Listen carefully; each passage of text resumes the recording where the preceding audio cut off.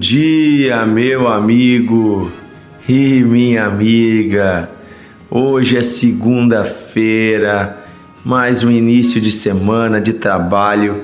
Que a graça de Deus esteja com você, que a presença do Espírito Santo guie você e a sua família em mais uma semana abençoada, em nome de Jesus. Sou o pastor Dionísio Ratzenberger e é uma alegria estar com você aqui no Devocional de Fé, o nosso podcast diário meditando na Bíblia. Estamos conversando nesses últimos dias, já aí há mais de 2 semanas, sobre a vida de Davi.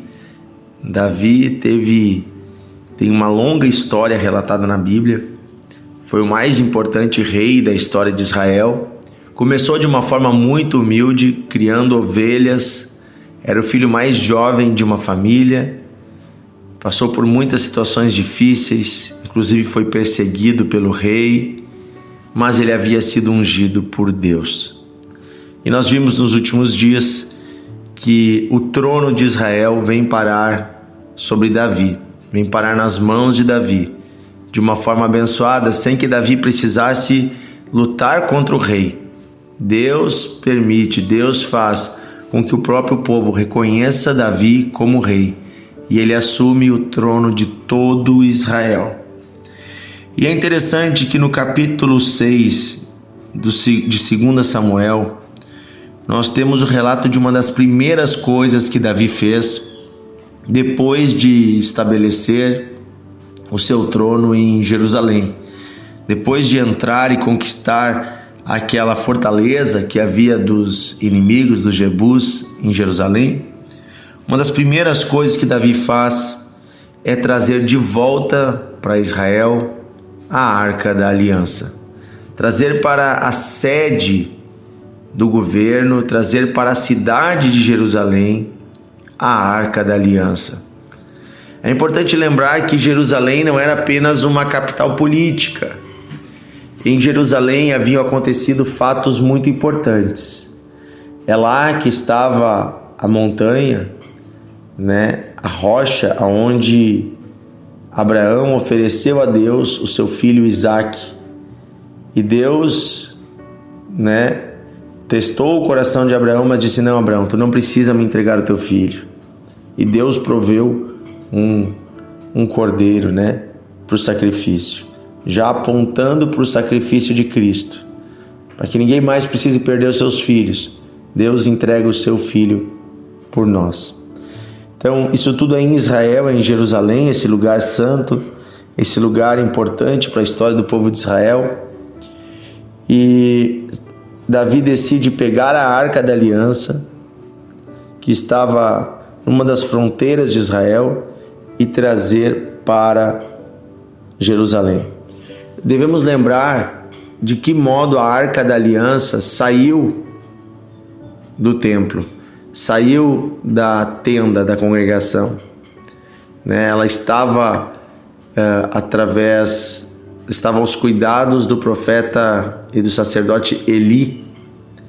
E quando Eli estava velho, seus filhos, que também eram sacerdotes, aqueles homens sem temor a Deus, sem respeito, que eram líderes religiosos fraudulentos, eram líderes religiosos corruptos, eles pegaram a Arca da Aliança e levaram para uma guerra sem que Deus quisesse ou permitisse. E a arca foi perdida na guerra, numa derrota. Os 2 filhos de Eli foram mortos, o povo foi derrotado e a arca foi tomada pelos filisteus. É uma história bem interessante que você pode ler na Bíblia. Está no início do livro de 1 Samuel. Conta como a arca foi perdida e isso se tornou uma maldição para o povo de Israel. E então a arca ficou um tempo entre os filisteus e depois os filisteus devolveram ela para os israelitas, colocaram em cima de um carro de bois e mandaram ela embora, porque como eles não estavam adorando a Deus, aquilo se tornou uma maldição. Eles colocaram a arca diante dos seus deuses, das estátuas, e todas as noites as estátuas caíam aos pés da arca. Mas ainda assim, os filisteus não se prostraram. As estátuas dos deuses se prostravam, mas o coração dos filisteus não se prostrava. Então eles devolveram a arca aos israelitas, mas foi parar na casa de algumas famílias. Então Davi decide buscar a arca de volta. Davi faz um esforço, leva 30.000 homens com ele e vai até Baalá de Judá para trazer a arca da aliança. Naquela época ninguém podia tocar na arca da aliança. Haviam aquelas hastes para que se tocasse na arca. Somente nas hastes podia se tocar, porque a arca era santa, sagrada. Nós devemos lembrar que a arca da aliança ela representava a presença física do próprio Deus entre o povo. Ela era levada enrolada em várias camadas de uma lona feita de pele de animais para protegê-la, para que ninguém visse a arca. Mas no caminho, um homem, sem temor, sem cuidado, acaba tocando na arca e este homem morre.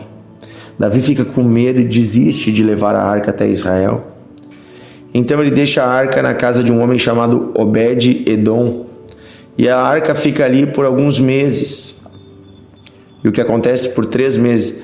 A casa de Obed-Edom começa a prosperar. Certamente os animais dele tiveram mais crias do que nunca, suas colheitas foram maiores do que nunca, porque a presença da arca estava na casa de Obed-Edom. Então nós vemos que Davi se anima novamente e vai à casa de Obed-Edom e pega a arca e agora decide: eu vou levá-la para Jerusalém. Vou levá-la para esse lugar santo, para o lugar onde o povo pode ir adorar. E Davi fez isso, levou a arca com cuidado. E é muito bonito o que diz no versículo 14 do capítulo 6 de 2 Samuel. Diz assim: Davi dançava com todas as suas forças diante do Senhor, e estava cingido com uma estola sacerdotal de linho. Assim Davi com todo Israel fez subir a arca do Senhor com júbilo e com som de trombetas. Ao entrar a arca do Senhor na cidade de Davi, em Jerusalém, Mical, filha de Saul, estava olhando pela janela. Essa aqui era uma esposa de Davi, a primeira esposa de Davi. E vendo ao rei Davi, que ia saltando e dançando diante do Senhor, o desprezou no seu coração.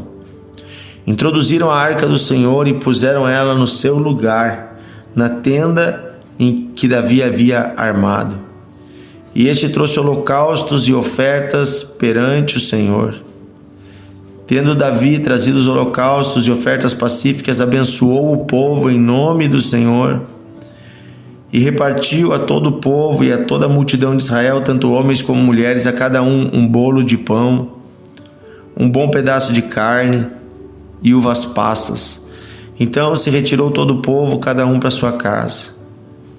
Voltando Davi para abençoar a sua casa, a sua família, Mical, filha de Saul, saiu ao encontro com ele e disse: que bela figura fez o rei de Israel, expondo-se hoje aos olhos das servas dos seus servos, como sem cuidado se descobre um vadio qualquer. Olha que coisa triste, disse essa mulher ao seu marido.